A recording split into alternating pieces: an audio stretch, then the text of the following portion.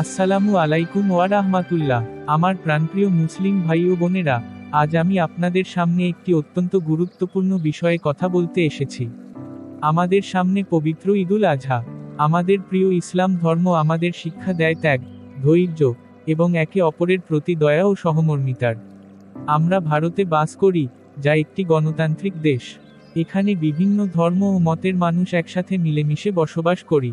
আমাদের ইসলাম ধর্ম আমাদের শিক্ষা দেয় অন্য ধর্মের মানুষের প্রতি শ্রদ্ধাশীল হতে এবং সামাজিক সম্প্রীতি ও ভ্রাতৃত্ববোধ বজায় রাখতে।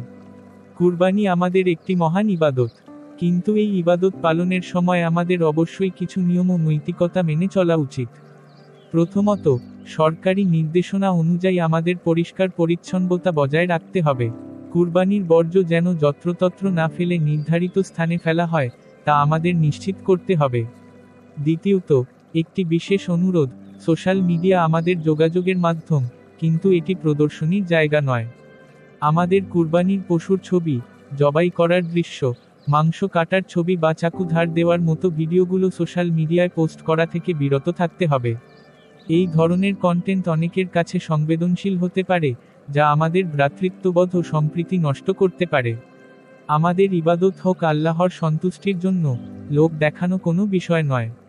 আসুন, আমরা সবাই মিলে একটি সুন্দর, শান্তিপূর্ণ এবং পরিচ্ছন্ন ঈদ উদযাপন করি। দেশের আইন মেনে চলি এবং সাম্প্রদায়িক সম্প্রীতি বজায় রেখে একে অপরের প্রতি সহনশীল হই। আল্লাহ আমাদের সবাইকে কবুল করুন। আমিন। ঈদ মোবারক।